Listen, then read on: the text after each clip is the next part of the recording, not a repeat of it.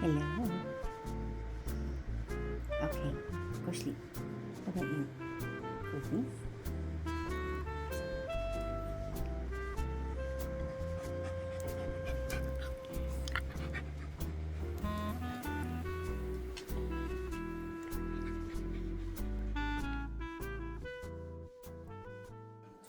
Okay, we're back. It's only been a few minutes, but it's been a week for you. Anyway, it seems only fair that if I'm going to talk about the things I don't like in books, that I talk about the things that I really love in books. So that's this week. I do have some, I don't think I have most of them with me though. I have a couple, but I don't have most of them. So anyway, we're going to talk about what I love in books, and we're going to start off with characters. First up, flawed characters. I love flawed characters. And I thought about coming up with a list of all the books that I have that, but any good book is going to have flawed characters. They're going to have people that are sometimes inconsistent with their own value systems, if you will. They're going to have, foibles that are just, they're not okay. Because we all have things that we do and say or think that are not okay. And as long as they show up and we don't treat them as if it is okay, if we acknowledge the fact that the person is flawed, that's fine. But we treat it as, I'm good with that. But I do love a flawed character. When you have a character who is a little too perfect or just flat out evil and there is nothing redemptive about that person at all, then they're too flat. They're not real. I want to feel like I could meet this person and love everything about them except those flaws, just like I would hope that people would meet me and love everything about me except those flaws, right? And so, you want to feel like it's real. And reality is we all have flaws. So a good example, I think, of a character that I don't actually like as a person, but I like as a character, is Pride and Prejudice, Mr. Darcy. I don't like Mr. Darcy. I feel for him. I think it's my opinion. People disagree with me. Others agree. We're good. It's my opinion that Mr. Darcy is shy. And he says he was allowed to let his pride become conceited and, just overbearing. That's part of it, but part of it is that he was allowed to, because of his position, withdraw and be rude simply because he is a higher, I don't want to say rank because he doesn't have a rank, but his position in society gives him that privilege, if you will. I don't really like that word. It's a personal pet peeve of mine. But anyway, but he's shy. And because he's shy, he allows himself to be rude to keep people at bay because it's more comfortable for him if he doesn't have to interact with people that he's not comfortable with. We never really see him outside of even interactions with Mr. Bingley. Even those are even often a little stilted, which is why I think it's shyness instead of just arrogance. If he was at ease with Bingley all the time, it wouldn't be so. I wouldn't be so sure about the shyness. But as someone who is natural, I am naturally very, very shy. But my parents didn't let me get away with it. I had to interact with people. I had to be polite. I had to ask questions. I had to engage. And it was miserable. There were times that I can't tell you what I said because all I was trying to do was stop the feeling of wanting to run away because it was miserable. To this day, I get into a group full of people. I've got a choice. If everybody else is like willing to leave me alone, I will stay in the back corner and I will just absorb. And I'm totally fine with that and makes me happy. But if I have to engage, I often make a total fool of myself because I will run my mouth nonstop just to drown out the discomfort. The funny thing is that so if I'm not comfortable with you, I'm going to do that. But if I'm really comfortable with you and I'm just getting to know you, I will also run my mouth because I'm trying to put out things hoping that you will engage and go, oh yeah, I do that too. I love this. And we can have an. So you have no idea when I meet you if I really, really like you or if I'm miserable. And if I'm miserable, it doesn't mean I dislike you. It just might mean I'm miserable. And you'll never know. But my parents didn't let me get away with it. And it's the only reason that I can engage with people. His parents let him get away with it. Probably because back in that time, the nurses, they ran the nursery. You had your nannies and they ran the nursery, right? And so if they let him control things, as they often did, but Darcy's a really good example because he is a flawed character. He is arrogant and prideful, and I think shy. He also grows. And so by the end of the book, he's still shy. He still has some pride, but he has learned that his pride isn't always valid. And he has been willing to, the old King James would have said, abase himself, if you will.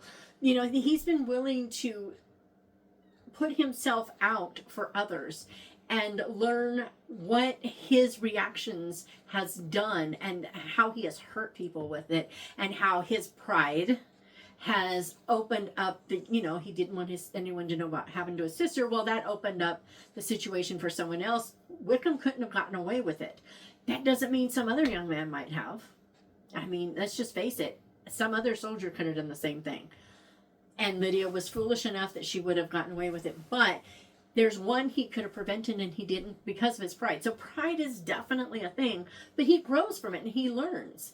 And so even though he's not my favorite character, I mean, I wouldn't want to interact with him. I wouldn't care. He just doesn't interest me. But I am impressed with him as a flawed character because there is a growth arc. He's still imperfect. At the end, she didn't turn him into a Marty Stew, but still, I really think that she did a great job with him as a flawed character. One of my favorite characters in the Mrs. Polifax books is John Sebastian Farrell. That guy has a mouth, and I hate his mouth, and he ticks me off so bad, but that's his biggest flaw. He's a little bit, you kind of get the sense that he might be a little bit of a womanizer, but you're not sure.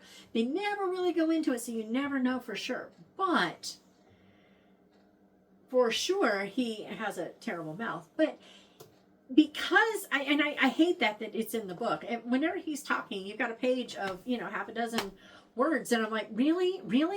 We do not need this. But again, everything else about him is pretty cool. If he didn't have something to make me go, then I wouldn't like him at all because then he wouldn't even be realistic. My favorite is that when Emily, once in a while, she will let loose and say something and he'll be like, Duchess. I was like, no, you're not talking like that. It's pretty cute. I really like that. So again, flawed characters, love them. So the reason I don't have a list of books for flawed characters is because, let's face it, any good book is going to have them.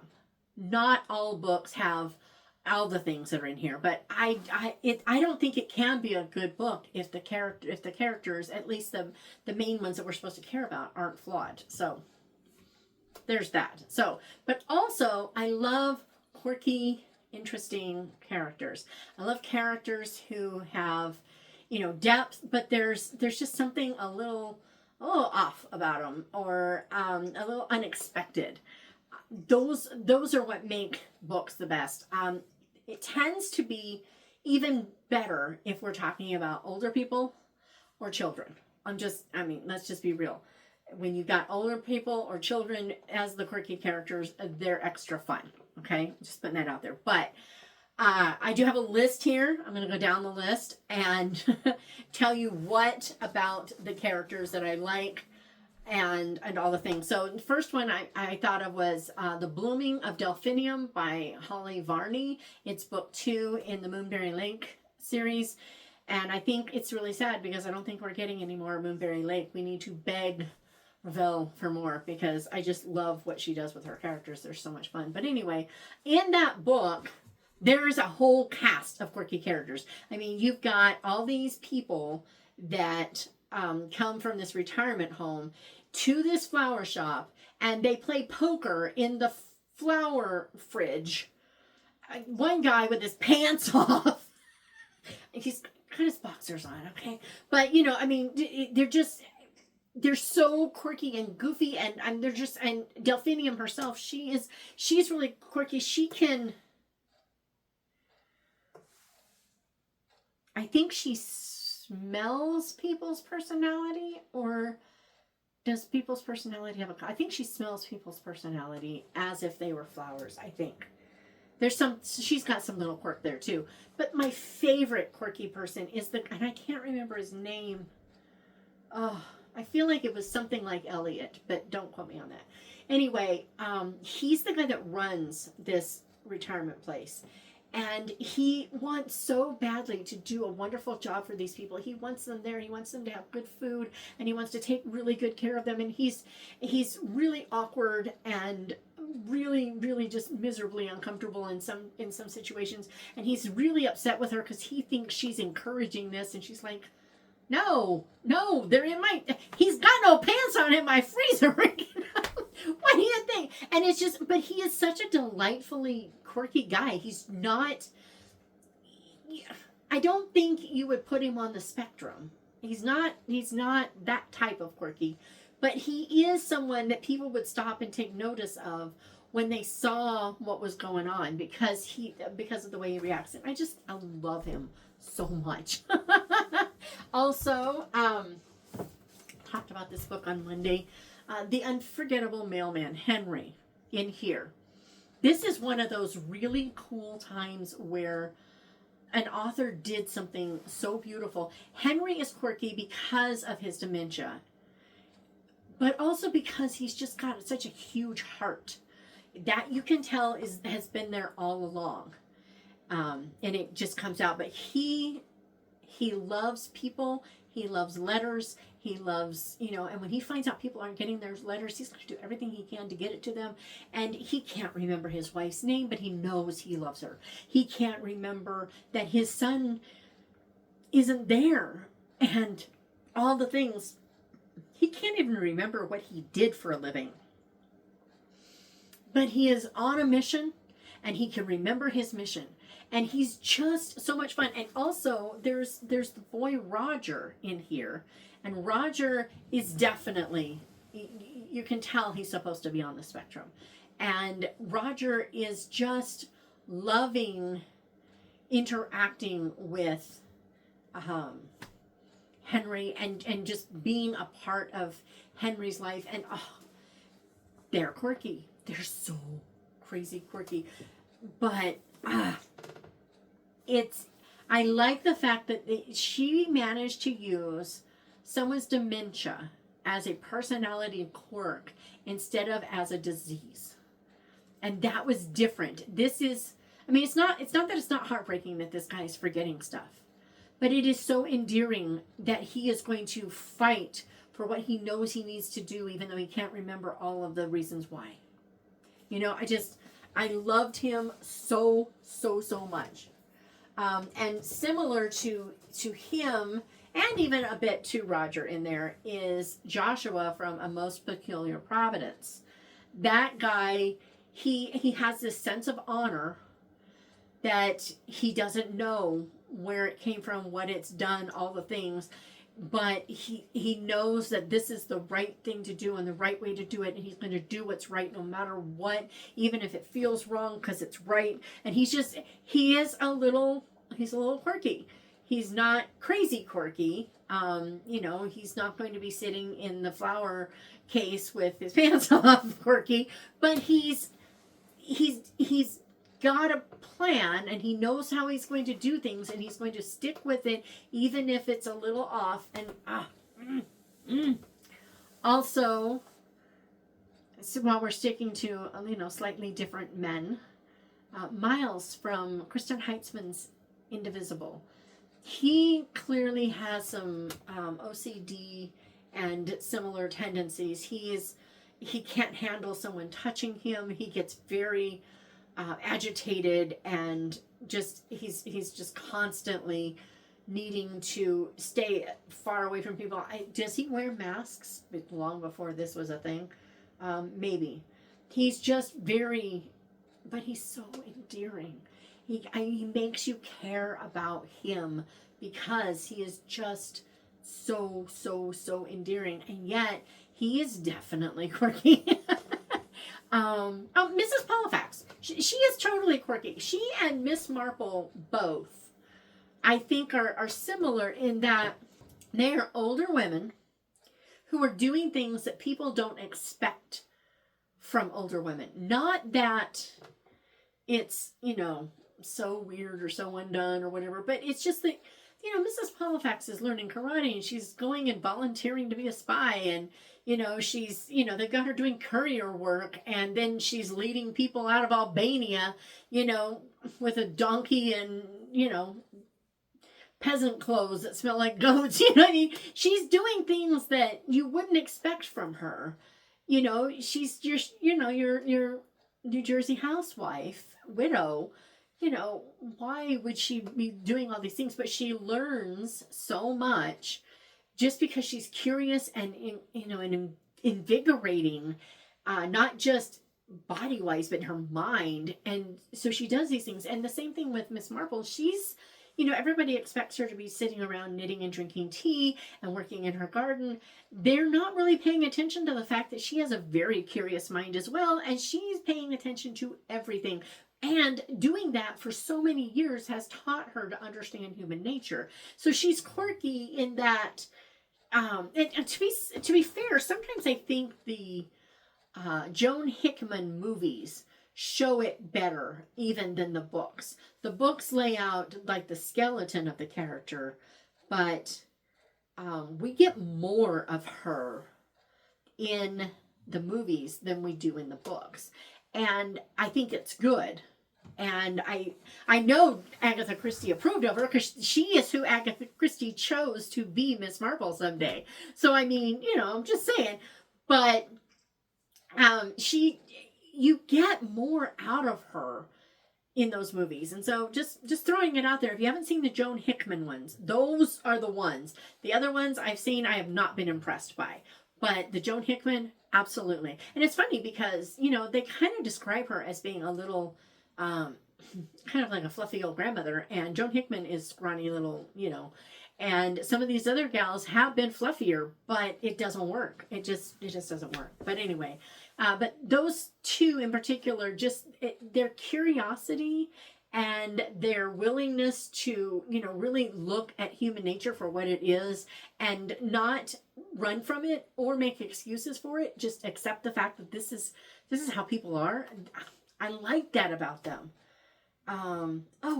Eden from Turning from Eden. That opening scene where she is trying to baptize her friend and see something else, and she's practically drowning her friend in the ocean while she's seeing something else happening. And the stuff that she says is so funny, but she's like obsessed with the fact that there are Russians in town, and this is during the Cold War, so dad burn it. They've got to find out and stop them before, we get taken over by Red Russia. I mean, it's hilarious. But again, it's a different kind of quirky, sure. But she's funny and she's just delightful. And then, I have quirky characters in my books because, like one of them, everybody knows what I'll say. Twice Old Tales, Harper. That girl is quirky. She's got a bookstore. I mean, she inherited it, so, she doesn't want to sell books. She wants to stay in the store all day and read all the books and read all the people.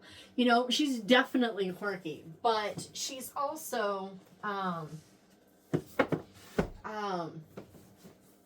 she's also very flawed, which, whatever. But then you even have, little Benny in that book. I would consider him a quirky kid. I mean, there's not that many little 7-year-old boys who want to be ballet dancers. I have a friend whose son did, which is how I did all my research on him. But And now this guy is entering the, pre-pro program at some ballet company. So I mean, he's gone on to do amazing things, and Benny might too.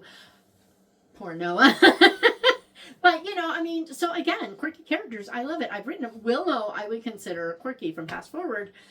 She says what she thinks, and she does what she wants to do, and she really doesn't care what anyone else thinks about it.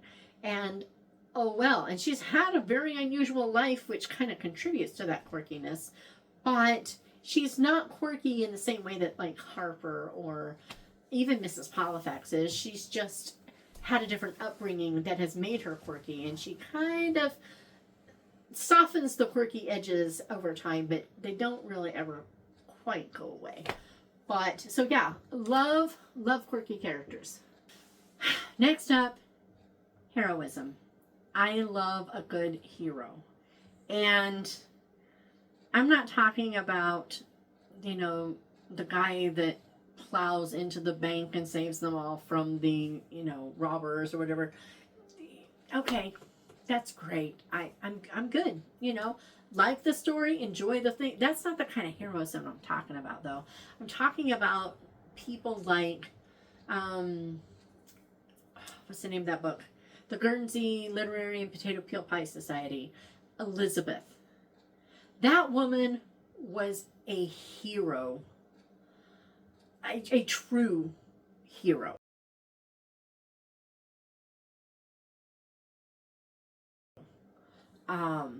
In my book, she stood up for what was right at her own expense, knowing what it might mean, but she did it anyway.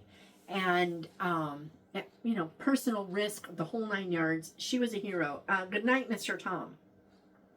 Mr. Tom was a hero. He realized that that little boy wasn't going to be safe where he was. And he went and rescued that child. And that is a hero.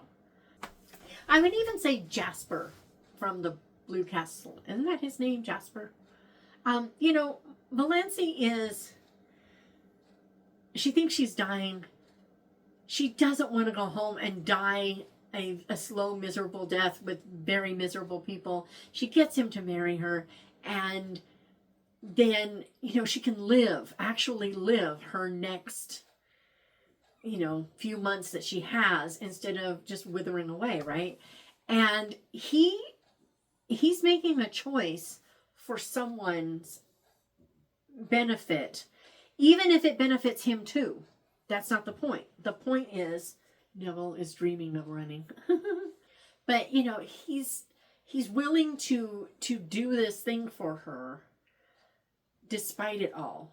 And yeah, I think he may have cared more about her than he realized when they married, but he certainly didn't marry her because he was, dead dog in love with her. He married her to save her and give her a final few months. And it would benefit him too. He would have his friend there. He liked her, and so, but I mean, that's a different type of heroism, but it's still heroism. It doesn't all have to be Audie Murphy on a tank, with a rifle shooting at the Germans and, telling the guys on the ships where to shoot the things, It doesn't have to be that. Sometimes heroism is more subtle. An example of heroism that I really loved, despite the fact that I didn't really like the book, was The Night War by Kimberly Brubaker Bradley. That book, we have this little girl who is risking, she is, if I recall correctly, she is a little Jewish girl pretending to be a little Catholic girl, rescuing Jewish people and getting them through the Medici castle to the other side so that they can escape France. That's heroism. I'm all for it. The Corrie ten Boom and Betsy ten Boom, them hiding people in Holland, that's heroism. Absolutely. So I do love that kind of thing in books. Something, and sometimes it's just standing up for, you know, the little guy. It's not even anything big. You know, it's not life or death. Sometimes it's just, you're just standing up for the little guy and you're not letting the bully, whoever the bully is, win. And sometimes the bully is a corporation or, you know, the school system or insert whatever it is here. And sometimes it is just, you know, a mom, you know, telling the neighbor, you're not going to talk to my kid that way. I don't care. I just love good heroism in a book. It just, yeah.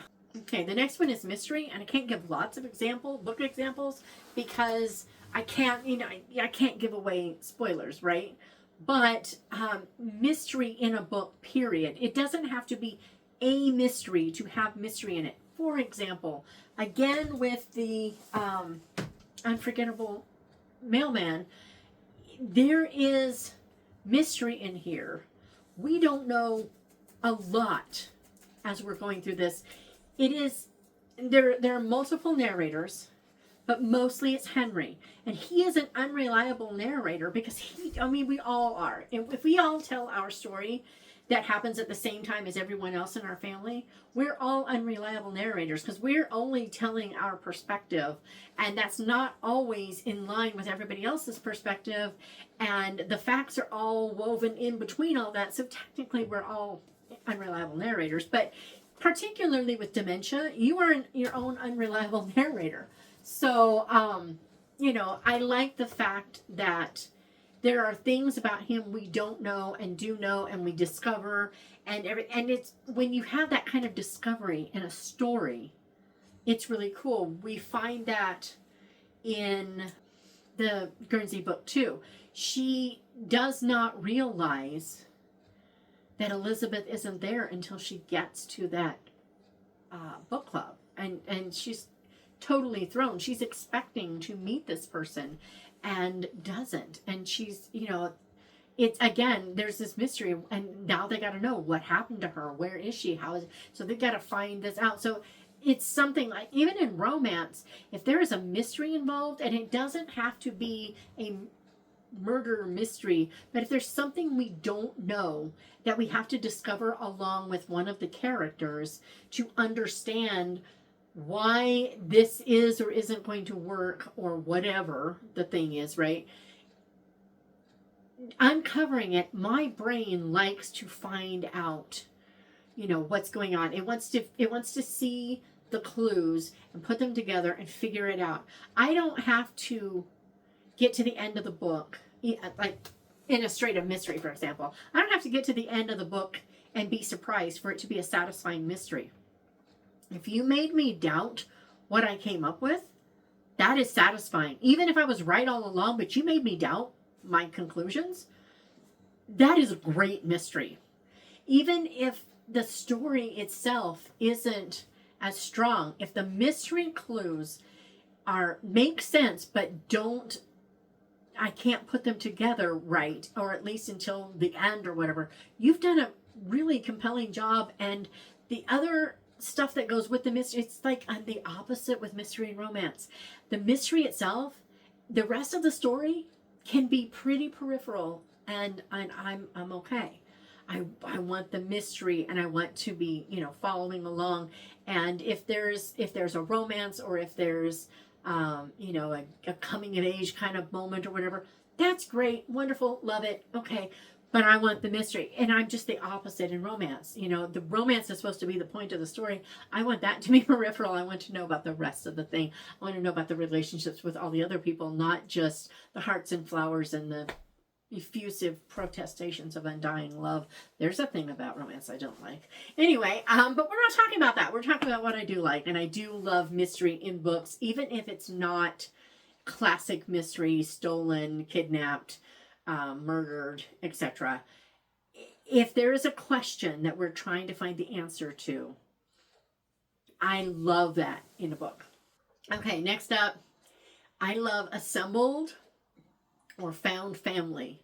You know, sometimes a family will kind of assemble themselves into a book. I would say the Homefront Sleuths by Anna Elliot and Charles Veely is an assembled family, if you will. Just piece by piece, they all kind of formed together. And yeah, it's a found family, but it feels more like, because it's an assembly cast of characters, they're all equally working on one book instead of a series like you would get with, like, say, the O'Malleys by Dee Henderson. It's more of assembled family to me, and I'm okay with it being the same. It doesn't matter. The point being is, I love those so much. So again, the Homefront Sleuths, definitely. I would say Lord Edgington has that feel in his books, because it's not just him and his grandson. Everywhere they go, he brings his servants along, and those servants tend to end up working with him on things. So he's got his cook, he's got his cook, two maids, sometimes the footman, there's the dog, and then the chauffeur. And occasionally there's a boy that comes along with him, a young, kind of like Hall Page type boy. So we're talking about quite the cast of characters, and he's got them with it. So it's kind of I kind of find it as an assembled family. It's a little different than, say, the Homefront Sleuths, because Lord Edgington is clearly the head of the family, if you will. He's the boss, so it's not the same, but still, they don't go anywhere or do anything without interacting with each other, and they take care of each other, and so it does have that. So there's that one. The Shadows over England by Rosanna M. White. She actually created a found family in that series, where all these orphans that were on the street come together and become a family, and they're actually thieves, and they steal to survive, but they are a family and they stick together, and it just kind of grows from there. So that's a found family that I absolutely love. And I would say that Harry Potter has the found / assembled family. He had his aunt and uncle and cousin, but he was never welcomed into that family. He was an outsider within his actual family. But he goes off to school, and he now has two best friends, and one of the best friends' whole family has taken him in. So I would say it's both found family / assembled family. It works both ways. But that's actually one of the things I like the most about Harry Potter, is the way that family, because even like the teachers have pulled him in and made them part of a family in the school. The school is definitely his home, and all the things. So there's that one. And then even again, going back to the Guernsey Literary and Potato Peel Pie Society, that's another assembled / found family. I would call that more of a found family thing going on. That book club has become a found family even before Juliet gets there. They just kind of joined together and became, you have Eben and Amelia Maury and Dawsey and Isola and who's the little boy's name? Can't remember. Eli. There's more. What's his name? What's the guy's name who pretended to be Lord somebody or another, and he was actually the valet? Can't remember, but he was part of the group that doesn't really show up in the movie, but in the book, definitely. And so, I would consider that a found family more than an assembled family. They just kind of, yeah. And I can't really define why one is one and the other is the other, but they just feel different to me. So obviously found family is a big deal for me. It's one of my absolute favorites. Yeah. Okay, humor. I love humor in books. I will forgive a lot that is lacking in other areas if the book makes me laugh. I bought an entire series of books because I read a small card that made me laugh. So I decided I wanted the book, which was like number 8 in the series. I get the book, I read the book, and then I bought all of the other series because it was so funny. And so, I mean, just humor itself, make me laugh. It's why I think the Juniper Bean something murder, and then Heidi Lucy something by Ruth, was it Ruth Mitchell? I think. Anyway, those books, they were funny enough that I was able to overlook the really sappy, really cringy, in my opinion, romance. It was too physical for me. There was no needing to fade to black. I never went that far, but it was still too physical for me, too sensual for me. And apparently there's a lot of innuendo. I tend to miss innuendo. So when I get it, you know it's bad. Or maybe it's just the kind that my brain can click. I don't usually catch it. But I caught it in something recently. I can't remember what it was.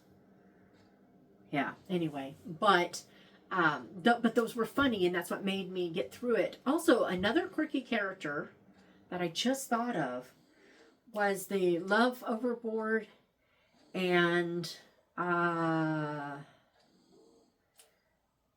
Away by Shannon Sue Dunlop. Those have some great, there are 4 or 5 elderly women. They call themselves the shippers. They use a ship as a retirement home, and they just sail all the time.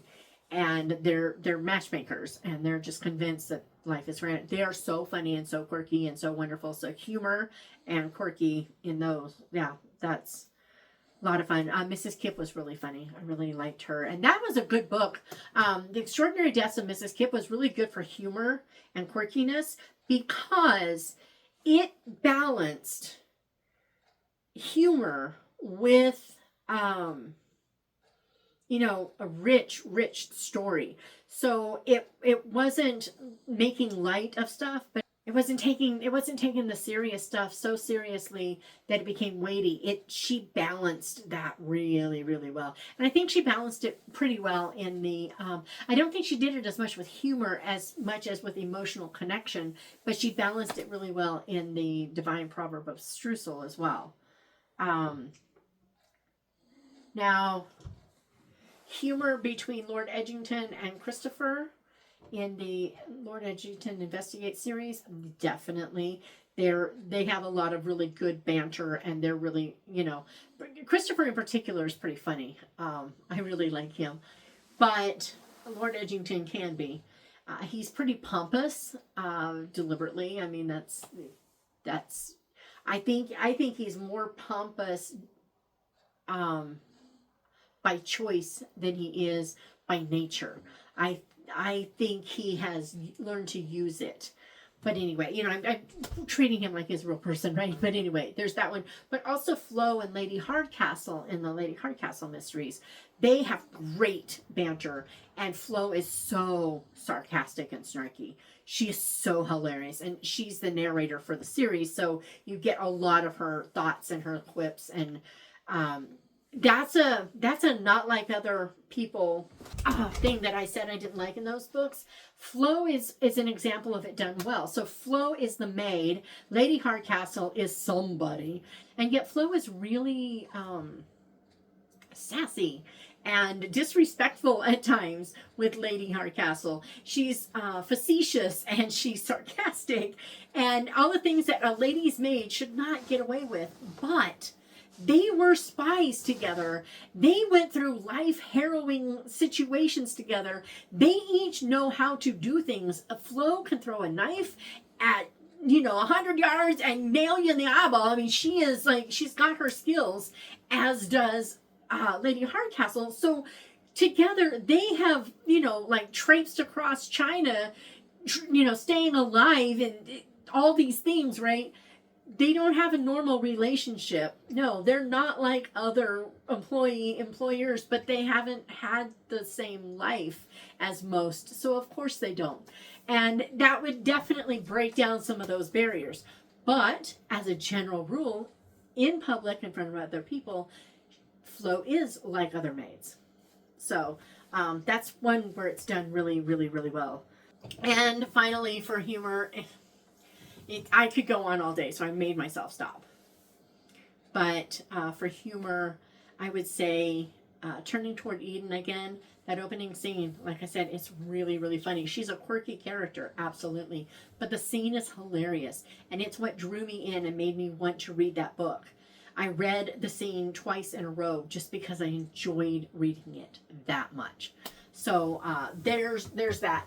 I didn't have this written down, but I'm going to throw it in anyway. I see the book sitting here, so I'm going to grab this one as an example. I have several that are coming to mind. But I love it when someone has just a unique and fun premise that isn't, it's not the same old, same old.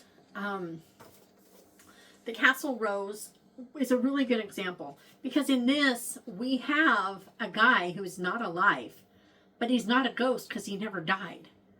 And then all the things that go with it. And it's a really well-built, impressive world that she's kind of created. She's made the impossible possible by how she chose to do that. And I loved it. I think, what's her name?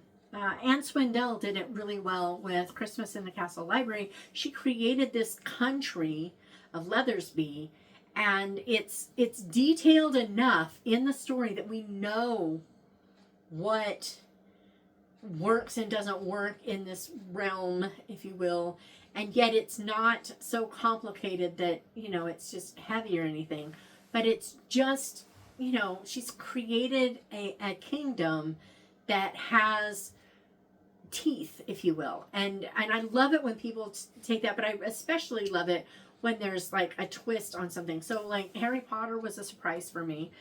It's not what I was told it was about. I was told that Harry Potter is a book where parents send their kids off to become, we got sirens again, become witches and wizards. They're taught witchcraft.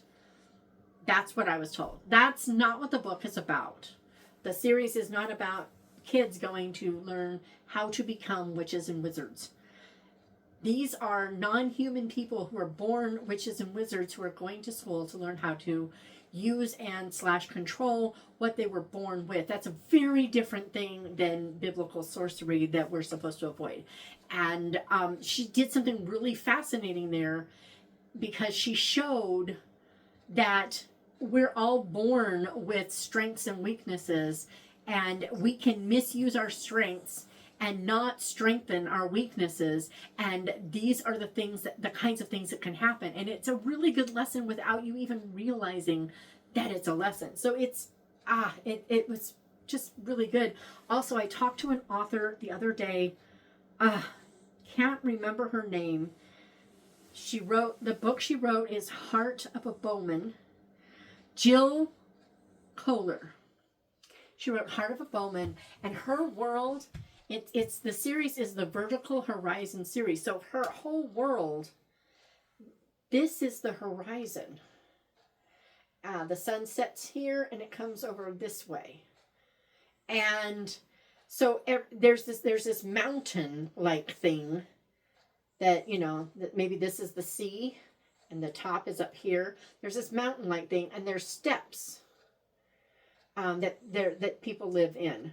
And then there's like 4. So you've got your tundra, and you've got your like normal, you know, most of the U.S. kind of thing. And then you've got your tropical. And then down here on the other side of the mountain, you've got your, or it's not a mountain, but it's kind of like one, you know, the landmass that's vertical. You've got your desert. And the only way to get stuff from down here to up here, or from here to here, from here to there, is through these hoists that they have. They don't allow lighter than aircraft. So any lighter than aircraft out there is all illegal. And so those people are like the mist pirates. Mist raiders, I think that's what you call them, the mist raiders. They're like pirates. And so they will steal and do things and all the things, right? But the story was so fascinating. She's created this amazing world, and I love it.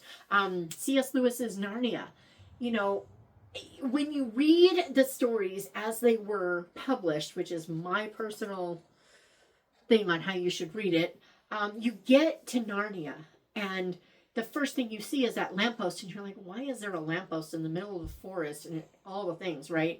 And but you move on and you move past it and you get the whole story there, and then you go into the next one and then into the next one. And then when you finally get to The Magician's Nephew, which I think is book 5, 6, something like that, then you get the story of how that lamppost gets there.